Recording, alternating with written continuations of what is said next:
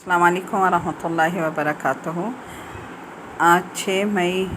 Wednesday 12 Ramzan मुबारक को इंशाअल्लाह ताला हम अपने 22वां पारा जो है इसको पढ़ेंगे अल्लाह की मदद के साथ।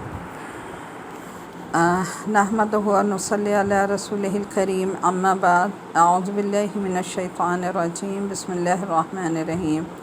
अल्लाहुम्मा अन्फ़अना बिमा अल्लमतना व अल्लिमना मा यनफ़अुना व ज़िदना इल्मा। रब्बि यस्सिर व ला तुअस्सिर, रब्बि यस्सिर व ला तुअस्सिर, रब्बि ज़िदनी इल्मा, रब्बि ज़िदनी इल्मा। जी, आज हमारा 22वां पारा और 22वें पारे में हम जो सूरत करेंगे यह है सूरह सबा। सूरह सबा को पढ़ने से पहले इसका थोड़ा सा बैकग्राउंड देख लेते हैं। इस सूरत का बुनियादी मौज़ू अहले मक्का और दूसरे मुशरिकीन को इस्लाम के बुनियादी अकायद की दावत देना है।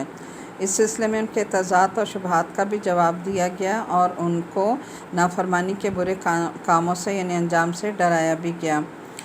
इसी मुनासबत से एक तरफ हज़रत दाऊद और हज़रत सुलेमान अलैहिस्सलाम की और दूसरी तरफ कौम सबा की अज़ीमुशान हुकूमतों का ज़िक्र फरमाया गया।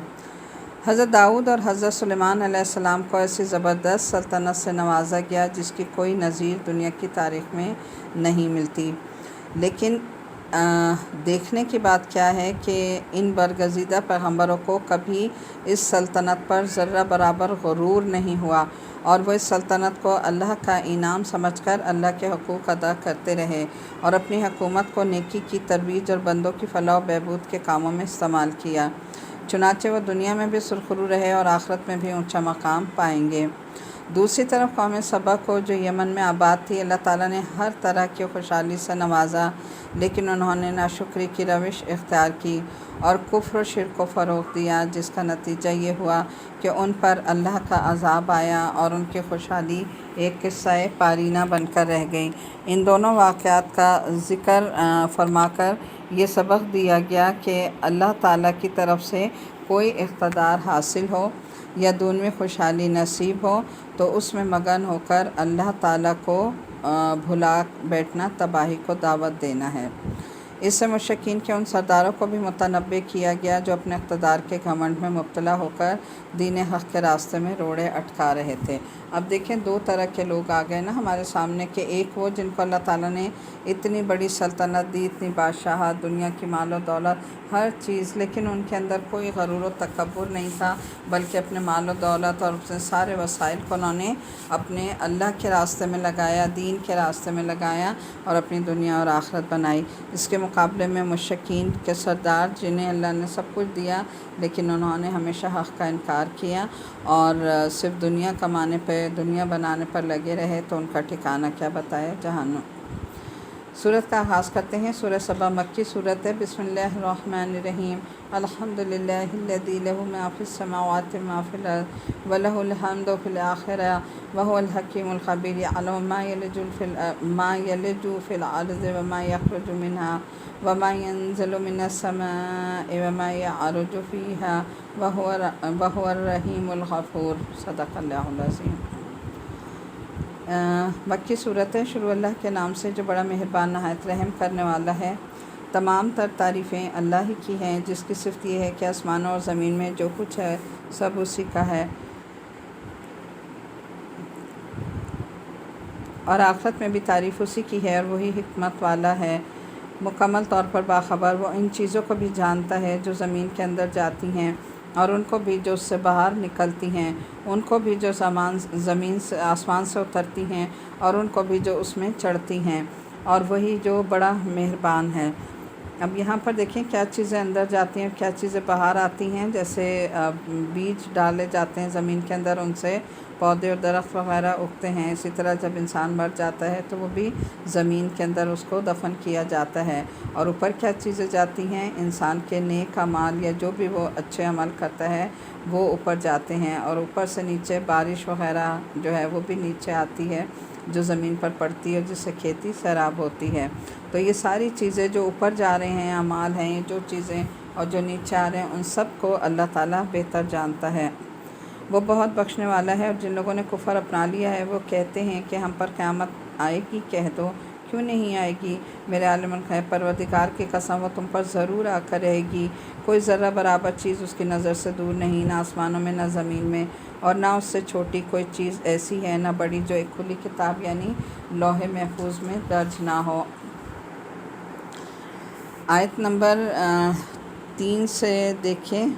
4 سے 7 تک۔ اور قیامت اس لیے آئے گی تاکہ جو لوگ ایمان لائے ہیں اور انہوں نے نیک عمل کیے ہیں اللہ ان کو انعام دے۔ ایسے لوگوں کے لیے مغفرت اور باعزت رزق ہے، اور جن لوگوں نے ہماری آیتوں کے بارے میں یہ کوشش کی ہے کہ انہیں ناکام بنائیں ان کے لیے بلا کا دردناک عذاب ہے۔ ابھی دیکھیں اس طرح کی آیتیں پہلے بھی بہت دفعہ گزر چکی ہیں نا، کہ آخرت کا دن کیوں اللہ نے رکھا، قیامت کا دن، تاکہ جو لوگ اس دنیا میں نیک عمل کرتے رہے ہیں ان کی جزا دے، اور جنہوں نے برے اعمال کیے اللہ کی نافرمانی کی ان کو ان کی سزا ملے۔ اور اے پیغمبر صلی اللہ علیہ وسلم، جن لوگوں کو علم عطا ہوا ہے وہ خوب سمجھتے ہیں کہ تم پر تمہارے رب کی طرف سے جو کچھ نازل کیا گیا ہے وہ حق ہے، اور اللہ کا راستہ اور اس کا راستہ اللہ دکھاتا ہے جو اقتدار کا مالک بھی ہے، ہر تعریف کا مستحق بھی۔ اور یہ کافر لوگ ایک دوسرے سے کہنے لگے کیا ہم تمہیں ایک ایسے شخص کا پتہ بتائیں جو تمہیں یہ خبر دیتا ہے کہ جب تم مر کر بالکل ریزہ ریزہ ہو چکے ہوگے اس وقت تم ایک نئے جنم میں آؤ گے۔ آیت نمبر آگے دیکھیں 8 سے لے کے 10 تک۔ پتہ نہیں اس شخص نے اللہ پر جھوٹ باندھا ہے یا اسے کسی طرح کا جنون لاحق ہو گیا ہے، نہیں، بلکہ حقیقت یہ ہے کہ جو لوگ آخرت پر ایمان نہیں رکھتے وہ خود عذاب میں اور پرلے درجے کی گمراہی میں مبتلا ہیں۔ آیت نمبر 8 کی ڈیٹیل میں دیکھ لیجیے گا کہ اللہ تعالیٰ نے کیا فرمایا کہ انہوں نے کفار نے کیا کیا تھا۔ حضور صلی اللہ علیہ وسلم کے بارے میں 2 خیال ظاہر کیے تھے۔ انہوں نے کہا ایک تو یہ کہ معاذ اللہ آپ نے اللہ تعالیٰ پر جھوٹ باندھا ہے جو اللہ تعالیٰ کے عذاب کو دعوت دینے کے مترادف ہے۔ اس کے جواب میں اللہ تعالیٰ نے ارشاد فرمایا کہ آن صلی اللہ علیہ وسلم عذاب الہی کو دعوت دینے والا کوئی کام نہیں کرتے، اس کے برعکس آخرت کے منکرین ضرور عذاب کا کام کر رہے ہیں۔ دوسری جو انہوں نے بات کہی وہ یہ تھی کہ معاذ اللہ آپ کو جنون لاحق ہو گیا ہے، اور جنون کی حالت میں اگرچہ عذاب نہیں ہوتا لیکن مجنون راستے سے بھٹکا ہوا ضرور ہوتا ہے۔ اس کے جواب میں فرمایا کہ آپ نہیں بلکہ منکرین آخرت پرلے درجے کی گمراہی میں مبتلا ہیں۔ دونوں باتوں کا جواب یہاں اللہ تعالیٰ نے دیا کہ وہ جو آپ کے بارے میں بات کر رہے تھے اللہ تعالیٰ نے کہا کہ یہ دونوں چیزیں تمہارے اندر ہیں، تم پرلے درجے کے گمراہ ہو۔ نبی کریم صلی اللہ علیہ وسلم صرف وہی بات کر رہے ہیں جو ہم نے انہیں بھیجی ہے۔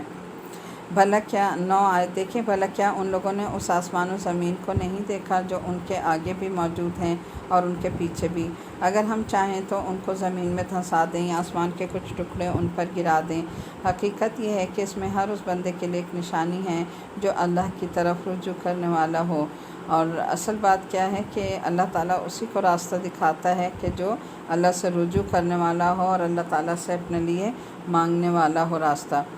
آیت نمبر 10 ہے، اور واقعہ یہ کہ ہم نے داؤد علیہ السلام کو خاص اپنے فضل سے عطا کیا۔ اے پہاڑوں تم بھی تسبیح میں ان کے ساتھ ہم آواز بن جاؤ، اور اے پرندوں تم بھی، اور ہم نے ان کے لیے لوہے کو نرم کر دیا تھا۔ اب اس میں دیکھ لیجیے گا تھوڑا سا یہ آگے آیت نمبر 12 تک دیکھ لیجیے کہ پوری زریں بناؤ اور کڑیاں جوڑنے میں توازن سے کام لو، اور تم سب لوگ نیک عمل کرتے ہو، تم جو عمل بھی کرتے ہو میں اسے دیکھ رہا ہوں۔ اور سلیمان علیہ السلام کے لیے ہم نے ہوا کو تابع کر دیا، اس کا صبح کا سفر بھی 1 مہینے کی مسافت کا ہوتا تھا اور شام کا سفر بھی 1 مہینے کی مسافت کا، اور ہم نے ان کے لیے تانبے کا چشمہ بہا دیا تھا۔ اور جنات میں سے کچھ وہ تھے جو اپنے پروردگار کے آیت نمبر 12 سے 14 تک، اور جنات میں کچھ وہ تھے جو اپنے پروردگار کے حکم سے ان کے آگے کام کرتے تھے، اور ہم نے ان پر یہ بات صحیح واضح کر دی تھی کہ ان میں سے جو کوئی ہمارے حکم سے ہٹ کر ٹیڑھا راستہ اختیار کرے گا اسے ہم بھڑکتی ہوئی آگ کا مزہ چکھائیں گے۔ وہ جنات سلیمان کے لیے وہ چاہتے بنا دیا کرتے تھے، اونچی عمارتیں، تصویریں، حوض جیسے بڑے بڑے لگن، اور زمین میں جمی ہوئی دیگیں۔ اے داؤد کے خاندان والو تم ایسے عمل کیا کرو جن سے شکر ظاہر ہو، اور میرے بندوں میں کچھ لوگ ہیں جو شکر گزار ہیں۔ پھر جب ہم نے سلیمان کی موت کا فیصلہ کیا تو ان جنات کو ان کی موت کا پتہ کسی اور نے نہیں بلکہ زمین کے کیڑے نے دیا جو ان کے عصا کو کھا رہا تھا۔ چنانچہ جب وہ گر پڑے تو جنات کو معلوم ہوا کہ اگر وہ غیب کا علم جانتے ہوتے تو اس ذلت والی تکلیف میں مبتلا نہ رہتے۔ حقیقت یہ ہے، آیت نمبر 15 14 تک دیکھ لیں پہلے اس کی تفسیر تھوڑی سی۔ اچھا، یہاں تھوڑا حضرت داؤد اور حضرت سلیمان علیہ السلام کا ویسے پیچھے بھی گزر چکا ہے، لیکن یہاں بھی تھوڑا سا ان کی دیکھ لیتے ہیں ڈیٹیل، اس لحاظ سے کہ دیکھیں یہ دونوں جو پیغمبر تھے اللہ تعالیٰ نے انہیں بے انتہا اپنی نوازشوں سے نوازا تھا، بے انتہا بہت بڑی سلطنت تھی، مال و دولت سب کچھ، لیکن ہر وقت اللہ تعالیٰ کے آگے رجوع کرنے والے تھے۔ آیت نمبر 11 میں دیکھیے کہ حضرت داؤد علیہ السلام کے ایک معجزے کا یہاں بیان ہوا ہے کہ اللہ تعالیٰ نے ان کو لوہے کی وہ زریں بنانے کی خصوصی مہارت عطا کی تھی، یعنی اللہ نے انہیں باقاعدہ یہ مہارت سکھائی تھی کہ وہ لوہے کی زریں بناتے تھے، اور دریں بھی کیسے بناتے تھے کہ اللہ تعالیٰ نے ان کے ہاتھ میں ایک وصف رکھا تھا کہ جس کی وجہ سے ہاتھ میں لوہا ان کے ہاتھ میں نرم ہو جایا کرتا تھا، بالکل جیسے ربر ہوتا ہے نا، اس طرح نرم ہو جایا کرتا تھا، اور اس کو جیسے چاہتے تھے اسی شیپ میں ڈھال لیا کرتے تھے۔ تو اس زمانے میں جنگ کے موقع پر دشمن کے وار سے بچاؤ کے لیے پہنی جاتی تھیں۔ صنعت کے لیے اللہ تعالیٰ نے حضرت داؤد علیہ السلام کو ایک خصوصیت عطا فرما دی تھی، یعنی پوری کی پوری لوہے کی صنعت اللہ نے ان کے ہاتھ میں اتار دی تھی کہ لوہا ان کے ہاتھ میں نرم پہنچ کر نرم ہو جاتا اور اسے جس طرح چاہتے مولڈ کر لیتے۔ اللہ تعالیٰ نے اس آیت میں اس بات کا بھی خاص ذکر فرمایا کہ حضرت داؤد علیہ السلام کو ہدایت دی گئی تھی کہ وہ ذرا کی کڑیوں میں توازن قائم رکھیں۔ تو دیکھیں اس میں کیا ہمیں تعلیم دی گئی ہے کہ اللہ تعالیٰ ہر کام اور ہر صنعت میں سلیقے اور توازن کو پسند کرتا ہے، یعنی غلط بے ڈھنگے طریقے سے کام کرنا یا کوئی ڈسپلن نہ ہو، اس چیز کو اللہ تعالیٰ پسند نہیں فرماتے، خصوصاً دین کے کام میں۔ آیت نمبر 12 میں ایک معجزے کا ذکر ہوا ہے کہ جو حضرت سلیمان علیہ السلام کو عطا ہوا تھا۔ اللہ تعالیٰ نے ہوا کو ان کا تابع فرما بردار بنا دیا تھا، وہ ہوا کی تیز رفتاری کو استعمال فرما کر دور دراز کا سفر مختصر وقت میں طے کر لیتے ہیں۔ قرآن کریم نے اس معجزے کی تفصیل بیان نہیں فرمائی، لیکن کچھ روایت سے معلوم ہوتا ہے کہ ان کے تخت کو ہوا پر اڑنے کی صلاحیت دے دی گئی تھی، یعنی جب انہیں کہیں جانا ہوتا تھا تو وہ ہوا کو حکم دیتے تھے، اور ہوا جو ہے وہ ان کے حکم کی تابع تھی، اور ان کے تخت پہ وہ بیٹھے ہوتے تھے، اور تخت سمیت جو ہے وہ ہوا انہیں اڑا کر جہاں وہ جانا چاہتے تھے چلے جاتے تھے۔ اور سفر بھی کیسا کہ جو 1 مہینہ کا سفر طے کرنا ہوتا تھا وہ 1 مہینے کا سفر صبح یا 1 مہینے کا سفر شام میں طے کر لیا کرتے تھے، یعنی ہوا کے ذریعے وہ اتنا مختصر ہو گیا تھا۔ اور یہ بات آج کل کچھ اتنی مشکل بھی نہیں ہے سمجھنے، کیونکہ اب دیکھیں آج کل جو ایروپلین ہیں تو اس میں دیکھیں کتنی دور دراز کے سفر جو ہے وہ گھنٹوں منٹوں میں طے ہو جاتے ہیں۔ تو اللہ تعالیٰ نے انہیں ایسا ہی ایک ہوا کو مسخر کر دیا تھا کہ وہ اپنے تخت پر، یعنی اپنے تخت کو ایک جہاز بنا دیا تھا کہ اس میں بیٹھ کر وہ جہاں اڑ کر جانا چاہتے تھے چلے جاتے تھے۔ آیت نمبر 12 میں ہی ایک اور نعمت کا ذکر کیا جو حضرت سلیمان علیہ السلام کو عطا ہوئی تھی۔ پیچھے 2 حضرت داؤد علیہ السلام کے معجزے بیان اور یا حضرت سلیمان علیہ السلام کو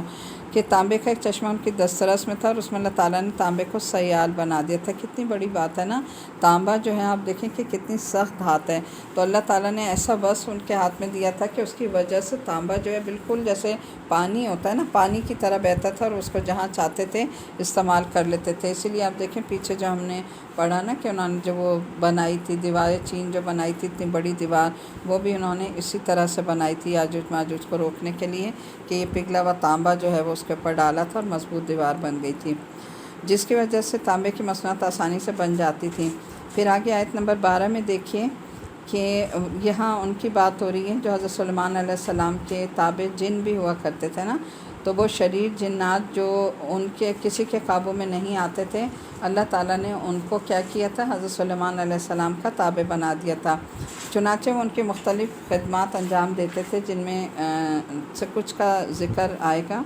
حضرت سلیمان علیہ السلام کے لیے تو جنات کو اللہ تعالیٰ نے خود تابع بنا دیا تھا، لیکن آج کل جو لوگ عملیات کے ذریعے جنات کو تابع بنانے کا دعویٰ کرتے ہیں، اگر وہ صحیح ہو تو اس کے لیے کوئی ناجائز طریقہ بھی اختیار نہ کرنا پڑے، تو وہ صرف اس صورت میں جائز ہے جب اس کا مقصد شریر جنات کی تکلیف سے بچنا ہو، ورنہ کسی آزاد اور بے ضرر جن کو غلام بنانا جائز نہیں ہے۔ تو دیکھیں یہ حضرت سلیمان علیہ السلام کو تو اللہ تعالیٰ نے یہ جو معجزات دیے تھے ان میں سے تھا نا کہ جن ان کے تابع تھے، لیکن آج بھی دیکھیں یہ عملیات لوگ سیکھ کر جنوں کو اپنا تابع بنا لیتے ہیں۔ تو اگر تو ایک یہ ہو کہ جیسے کہیں شریر جن ہیں کسی کو تنگ کر رہے ہیں، ان کے توڑ کے لیے کچھ ایسا کام لینا ہے تب تو جائز ہے، لیکن بلا وجہ غلط کاموں کے لیے استعمال کرنا یا ایسے عملیات کرنا یہ جائز نہیں ہے۔ اسلام سے انسان خارج ہو جاتا ہے اپنے دین سے۔ اور 13 ہی کی تفسیر میں دیکھیے کہ وہ کیا کیا چیزیں جو ہے وہ بنایا کرتے تھے، بڑے بڑے حوض تھے، عمارتیں، تصویریں۔ تو کہا کہ یہ تصویریں بے جان چیزوں کی ہوتی تھیں، جاندار کی نہیں ہوتی تھیں، جیسے درختوں اور عمارتوں وغیرہ کی، اس لیے کہ تورات سے معلوم ہوتا ہے کہ جانداروں کی تصویریں بنانا حضرت سلیمان علیہ السلام کی شریعت میں بھی ناجائز تھا۔ تو آپ دیکھیں جب حضرت سلیمان علیہ السلام کی شریعت میں، تورات میں یہ چیز جائز نہیں تھی جاندار چیزوں کی تصویریں بنانا، تو پھر ہمارے ہاں کہاں سے جائز ہو گئی؟ نبی کریم صلی اللہ علیہ وسلم کی شریعت میں تو بالکل بھی جائز نہیں ہے۔ اور 14 آیت کی تفسیر میں دیکھیے کہ حضرت سلیمان علیہ السلام نے بیت المقدس کی تعمیر پر جنات کو مقرر کیا ہوا تھا۔ یہ جنات طبعی طور پر سرکش تھے، یعنی سرکش جنات تھے، ان کو اللہ تعالیٰ نے ان کے تابع کر دیا تھا۔ اب ہوا یہ کہ اور صرف حضرت سلیمان علیہ السلام کی نگرانی میں کام کرتے تھے، یعنی اور کسی کا نہیں کرتے تھے، لیکن جو حضرت سلیمان انہیں حکم دیا کرتے تھے تو وہ ان کا کام کیا کرتے تھے اور اس سے جو ہے یہ انکار نہیں کرتے تھے۔ اور اندیشہ تھا کہ حضرت سلیمان علیہ السلام کی وفات کے بعد وہ کام کرنا چھوڑ دیں گے، اس لیے جب ان کی وفات کا وقت قریب آیا تو انہوں نے یہ تدبیر اختیار کی کہ جنات کی نگاہوں کے سامنے ایک عصا کے سہارے اپنی عبادت گاہ میں کھڑے ہو گئے، اور وہ عبادت گاہ کیا تھی؟ جو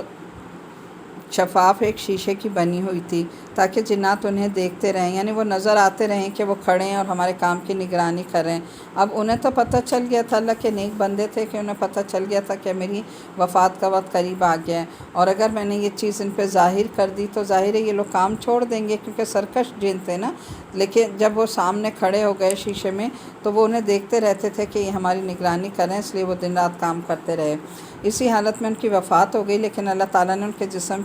کو عصا کے سہارے کھڑا رکھا، اور جنات یہ سمجھتے رہے کہ وہ زندہ ہیں، یہاں تک کہ انہوں نے تعمیر کا کام مکمل کر لیا۔ دیکھیں اللہ کی حکمت ہے نا، ہر کام میں اللہ تعالیٰ کی حکمت پوشیدہ ہوتی ہے، یعنی ان کو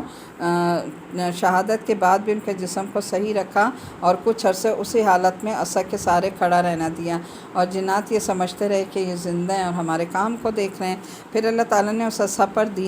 دیمک مسلط فرما دی، جس نے عصا کو کھانا شروع کیا، عصا کمزور پڑ گیا اور حضرت سلیمان علیہ السلام کا جسم جو ہے وہ گر پڑا۔ اس وقت جنات کو احساس ہوا کہ وہ اپنے آپ کو جو عالم الغیب سمجھتے تھے وہ کتنی غلط بات تھی۔ اگر انہیں غیب کا پتہ ہوتا تو وہ اتنے دن تک غلط فہمی میں مبتلا رہ کر تعمیر کے کام کی تکلیف نہ اٹھاتے۔ تو آپ دیکھیں کہ انہیں یہ کہتے تھے نا کہ یہ جو ہے غیب کا سمجھتے ہیں اور یہ خود جادو سیکھتے ہیں، اور یہ سارا ان پہ الزام لگاتے تھے، تو وہ اللہ تعالیٰ نے ظاہر کر دیا کہ ایسی کوئی بات نہیں ہے، یعنی ان کو صرف وہی عطا کیا تھا جو اللہ تعالیٰ نے عطا کیا تھا، باقی نہ وہ کوئی جادوگر تھے نہ ہی وہ کوئی جادوگری کی تعلیم دیتے تھے۔ اور وہ کہتے تھے کہ یہ جو حکومت کر رہے ہیں نا یہ اپنے جادو کے زور پر کر رہے ہیں، تو حکومت اللہ کی مشیت سے تھی، اللہ کے حکم سے ہو رہی تھی، اتنی بڑی سلطنت اللہ تعالیٰ ان کی چلوا رہا تھا، وہ جادو نہیں تھا۔ آیت نمبر 15 میں دیکھ لیجیے گا، آیت نمبر 15، لَقَدْ كَانَ لِسَبْإٍ فِي مَسْكَنِهِمْ آیَةٌ جَنَّتَانِ عَنْ یَمِینٍ وَشِمَالٍ کُلُوا مِن رِزْقِ رَبِّکُمْ وَاشْکُرُوا لَهُ بَلْدَةٌ طَیِّبَةٌ وَرَبٌّ غَفُورٌ۔ حقیقت یہ ہے کہ قوم سبا کے لیے خود اس جگہ پر ایک نشانی موجود تھی جہاں وہ رہا کرتے تھے۔ دائیں اور بائیں دونوں طرف باغوں کے 2 سلسلے تھے۔ اپنے پروردگار کا دیا ہوا رزق کھاؤ اور اس کا شکر بجا لاؤ، ایک تو شہر بہترین، دوسرے پروردگار بخشنے والا۔ آیت نمبر آگے 16 سے 18 تک کا دیکھیں۔ پھر بھی انہوں نے ہدایت سے منہ موڑ لیا، اس لیے ہم نے ان پر بند والا سیلاب چھوڑ دیا اور ان کے دونوں طرف کے باغوں کو ایسے 2 باغوں میں تبدیل کر دیا جو بد مزہ پھلوں اور جھاؤ کے درختوں اور تھوڑی سی بیریوں پر مشتمل تھے۔ یہ سزا ہم نے ان کو اس لیے دی کہ انہوں نے ناشکری کی روش اختیار کی، اور ایسی سزا ہم کسی اور کو نہیں، بڑے بڑے ناشکروں ہی کو دیا کرتے ہیں۔ اور ہم نے ان کے اور بستیوں کے درمیان جن پر ہم نے برکتیں نازل کی ہیں ایسی بستیاں بسا رکھی تھیں جو دور سے نظر آتی تھیں، اور ان پر سفر کو 90 طلوع مرحلوں میں بانٹ دیا گیا تھا، اور کہا تھا کہ ان بستیوں کے درمیان راتیں ہوں یا دن امن و امان کے ساتھ سفر کرو۔ اس پر وہ کہنے لگے، آیت نمبر 19 اور 21 تک، اس پر وہ کہنے لگے کہ ہمارے پروردگار ہمارے سفر کی منزلوں کے درمیان دور دور کے فاصلے پیدا کر دے۔ ناشکری تھی نا، اور یوں انہوں نے اپنی جانوں پر ظلم و ستم کیا، جس کے نتیجے میں ہم نے انہیں افسانہ ہی بنا دیا اور انہیں ٹکڑے ٹکڑے کر کے بالکل تتر بتر کر دیا۔ یقیناً اس واقعے میں ہر اس شخص کے لیے بڑی نشانیاں ہیں جو صبر و شکر کا خوگر ہو۔ اور واقعی ان لوگوں کے بارے میں ابلیس نے اپنا خیال درست پایا، چنانچہ یہ اسی کے پیچھے چل پڑے، سوائے اس گروہ کے جو مومن تھا، اور ابلیس کو ان پر کوئی تسلط نہیں تھا۔ البتہ ہم نے ان کو بہکانے کی صلاحیت اس لیے دی تھی کہ ہم یہ دیکھنا چاہتے تھے کہ کون ہے جو آخرت پر ایمان لاتا ہے اور کون ہے جو اس کے بارے میں شک میں پڑا ہوا ہے، اور تمہارا پروردگار ہر چیز پر نگران ہے۔ اب یہاں آیت نمبر 15 سے تھوڑا سا قوم سبا کا دیکھ لیجئے کہ یہ کون سی قوم تھی۔ پیچھے بھی تھوڑا سا اس کا ذکر گزرا ہے نا، اب یہاں پر ان کی ڈیٹیل بتائی گئی ہے کہ قوم سبا جو ہے وہ یمن کے علاقے میں آباد تھی، اور کسی زمانے میں وہ اپنے تہذیب و تمدن میں ممتاز حیثیت رکھتی تھی۔ قرآن کریم نے ان کے بارے میں بتایا کہ ان کی زمینیں بڑی زرخیز تھیں اور ان کی سڑکوں کے دونوں طرف پھلدار باغات کے سلسلے دور چلے گئے تھے۔ خوشحالی بھی میسر تھی اور سیاسی استحکام بھی، لیکن رفتہ رفتہ یہ لوگ اپنی عیاشیوں میں ایسے مگن ہوئے کہ اللہ تعالیٰ اور اس کے احکام کو بھول بیٹھے اور شرک کو اپنا مذہب بنا لیا۔ اللہ تعالیٰ نے ان کے پاس کئی پیغمبر بھیجے، اور ان کے پاس یک کے بعد دیگرے 13 پیغمبر بھیجے گئے۔ اب اندازہ لگائیں کہ ایک ہی قوم کے پاس اللہ نے 13 پیغمبر بھیجے تھے، جنہوں نے اس قوم کو ہر طرح سمجھانے اور راہ راست پر لانے کی کوشش کی، مگر یہ نہ مانے۔ آپ دیکھیں یہ جو یہاں بتایا گیا نا، ان کا جو ایک نقشہ کھینچا جا رہا ہے اس قوم کا، کتنا خوبصورت نقشہ ہے نا، کہ یوں لگتا ہے جیسے وہ کسی جنت میں رہ رہے تھے، کہ سڑکوں کے دونوں طرف پھلدار باغات تھے، یعنی سڑکوں کے دونوں جانب ایسے باغات نہیں، پھلدار جو پھل دیا کرتے تھے۔ اس کا تھوڑا سا ایکسپیرینس آپ لوگوں کو بھی ہوا ہوگا، کوئٹہ میں جو لوگ رہتے ہیں کبھی زیارت جائیں یا اڑک جائیں تو ادھر بھی آپ دیکھیں کہ بیچ میں سڑک ہے اور دونوں دائیں بائیں دونوں طرف جو باغات ہیں کتنے خوبصورت لگتے ہیں۔ سیبوں کے باغات ہیں، اسی طرح آڑو اور یہ چیری وغیرہ کے باغات ہیں، تو وہ دیکھیں دونوں طرف بیچ میں پانی بہہ رہا ہوتا ہے، سائیڈوں پہ پانی، بیچ میں سڑک ہے اور دونوں طرف باغات۔ تو اسی طرح کی وہ بستیاں تھیں کہ دونوں طرف جو ہے وہ باغات تھے اور باغات کے سلسلے تھے اور خوشحالی انہیں میسر تھی۔ لیکن کیا ہوا کہ انہوں نے جو ہے 13 پیغمبر اللہ نے ان کی طرف بھیجے، لیکن یہ ناشکری پر ہی کمر باندھے رہے۔ آخرکار ان پر جو عذاب آیا تھا وہ یہ تھا کہ مارب کے مقام پر ایک بند تھا جس کے پانی سے ان کی زمینیں سیراب ہوا کرتی تھیں۔ اللہ تعالیٰ نے وہ بند توڑ دیا اور اس طرح پوری بستی کو سیلاب نے گھیر لیا اور سارے کے سارے ان کے باغات جو تھے وہ تباہ ہو گئے۔ اور ان باغات کی جگہ جو اللہ تعالیٰ نے دوسرے باغات اگائے وہ کیا تھے؟ کڑوی کسیلی بیریاں تھیں، اور جھاڑ جھنکار کے اللہ تعالیٰ نے وہ باغات ان کے لیے بنا دیے جن سے انہیں کوئی فائدہ نہیں تھا۔ آیت نمبر 18 میں دیکھیں جن بستیوں کا ذکر کیا گیا ہے اس سے مراد شام اور فلسطین کے علاقے ہیں، کیونکہ اللہ تعالیٰ نے ان علاقوں کو ظاہری حسن اور شادابی سے بہت نوازا تھا اور انبیاء کرام کی سرزمین ہونے کا شرف بھی عطا فرمایا تھا۔ یعنی شام اور فلسطین میں بہت کثرت سے پیغمبر آئے تھے نا، اور بہت خوبصورت علاقے ہیں یہ۔ پھر 18 میں ہی دیکھیے کہ اللہ تعالیٰ کے ایک اور انعام کا ذکر کیا جو سبا کی قوم پر فرمایا۔ یہ لوگ تجارتی مقاصد کے لیے یمن سے شام کا سفر کیا کرتے تھے۔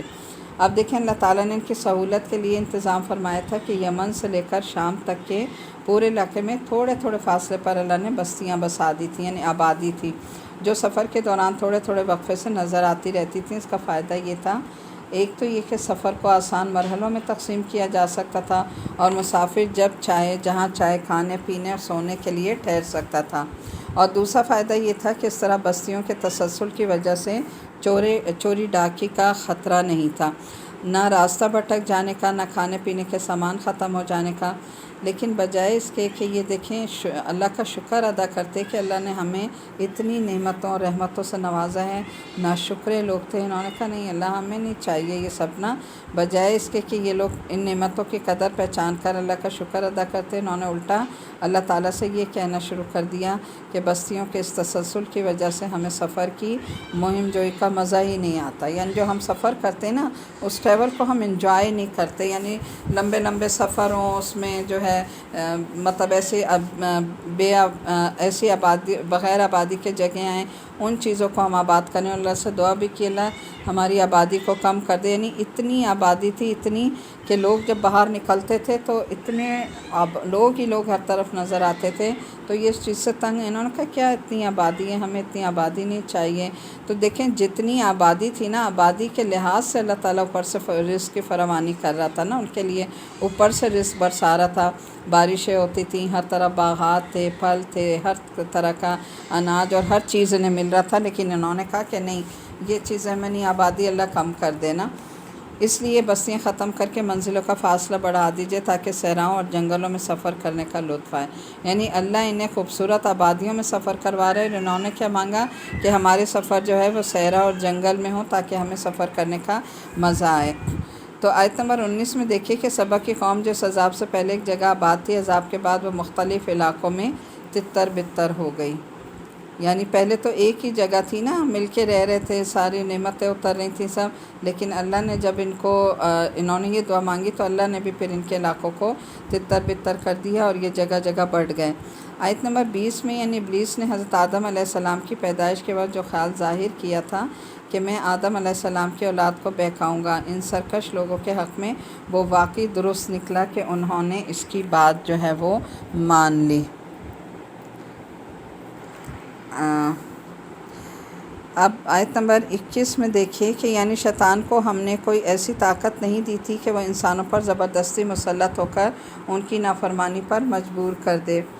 البتہ اسے بہکانے کی صلاحیت تھی جس سے دل میں گناہ کی خواہش ضرور پیدا ہو جاتی، مگر کوئی شخص گناہ اور نافرمانی پر مجبور نہیں ہوتا، اور اگر کوئی شخص عقل اور شریعت کے مطالبے پر ڈٹ جائے تو شیطان اس کا کچھ نہیں بگاڑ سکتا۔ اب یہ دیکھیں یہ ہماری اپنی وہ ہوتی ہے نا کہ ہم ہر گناہ میں ہر اس میں کر کے شیطان کو بلیم کر دیتے ہیں، تو شیطان صرف انسان کے دل میں وسوسہ ڈالتا ہے،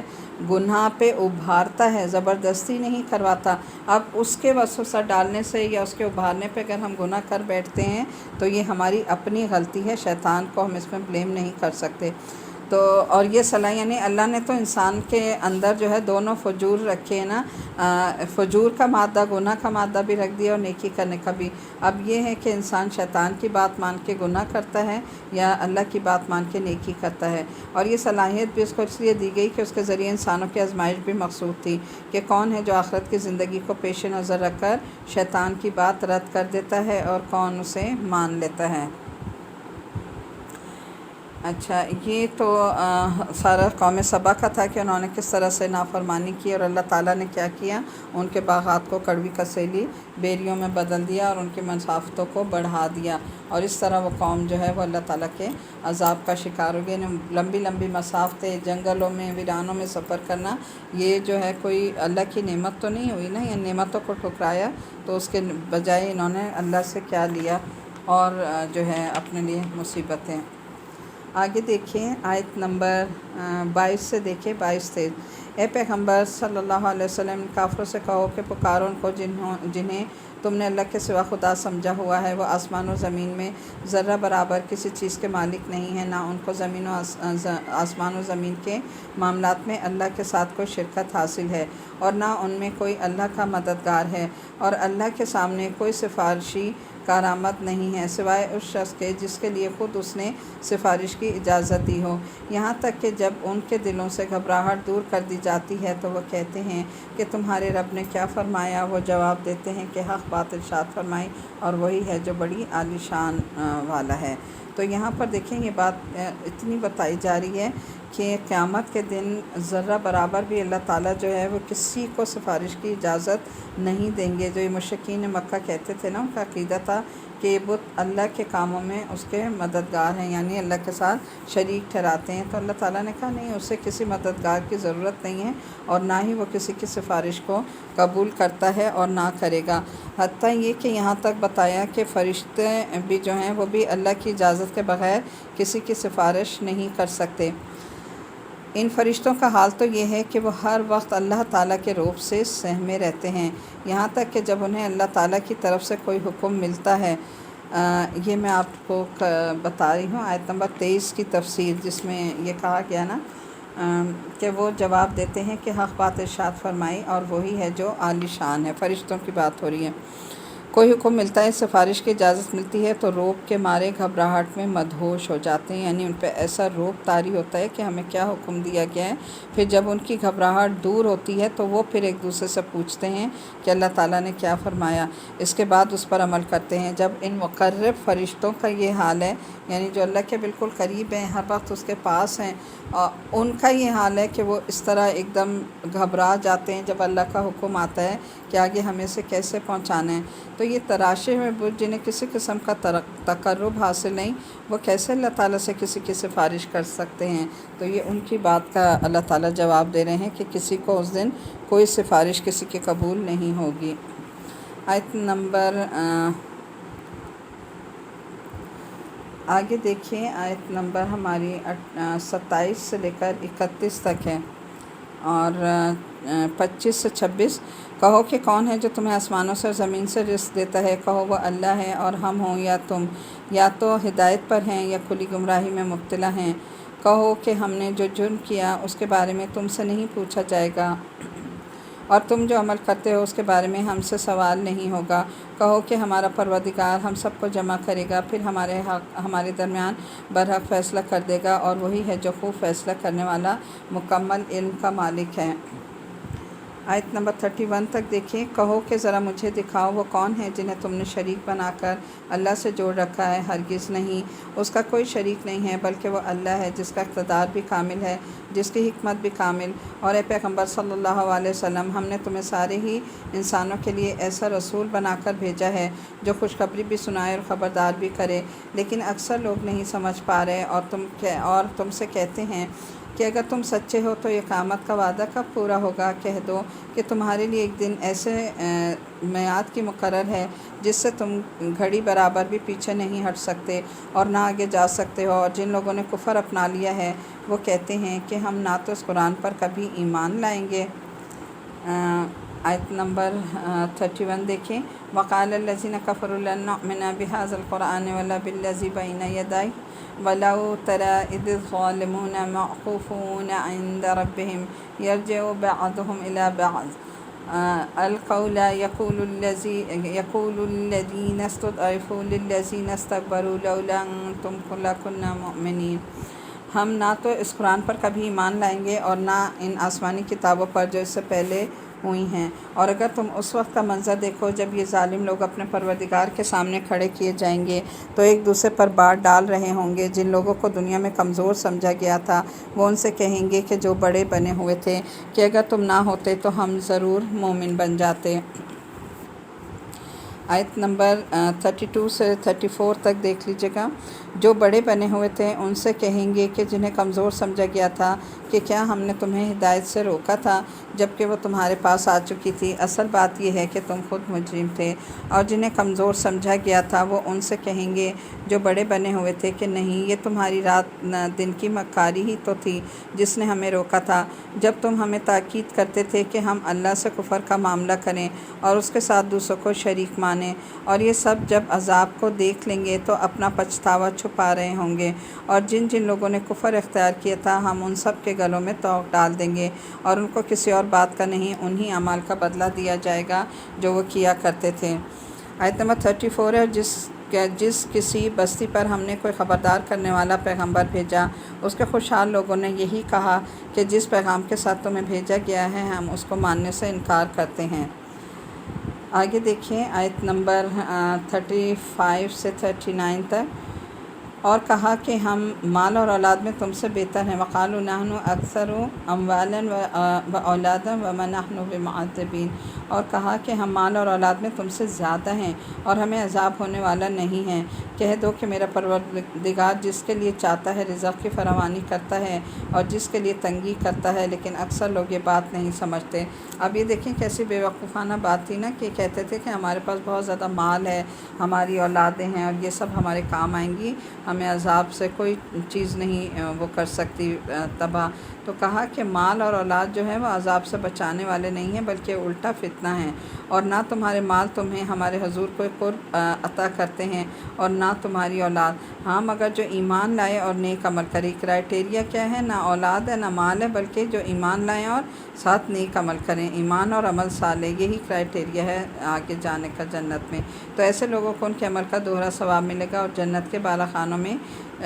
رہیں گے۔ اور جو لوگ ہماری آیتوں کے بارے میں یہ کوشش کرتے ہیں کہ ان کو ناکام بنائیں، ان کو عذاب میں دھر لیا جائے گا۔ کہہ دو کہ میرا پروردگار اپنے بندوں میں سے جس کے لیے چاہتا ہے رزق کی فراوانی کر دیتا ہے اور جس کے لیے چاہتا ہے تنگی کر دیتا ہے، اور تم جو چیز بھی خرچ کرتے ہو وہ اس کی جگہ اور چیز دے دیتا ہے، اور وہی سب سے بہتر رزق دینے والا ہے۔ اب یہ دیکھیں بھی کتنی خوبصورت بات ہے نا، کہ اگر ہم اللہ کے لیے اللہ کی راہ میں خرچ کرتے ہیں تو اللہ یہاں خود کیا فرما رہے ہیں کہ اللہ تعالیٰ جو ہے اس چیز کی جگہ تمہیں کوئی اور چیز دے دیتا ہے اور اس سے زیادہ بہتر ہوتی ہے۔ یہاں ہمارا پارٹ سی ختم ہو رہا ہے، اگلا پارٹ ہم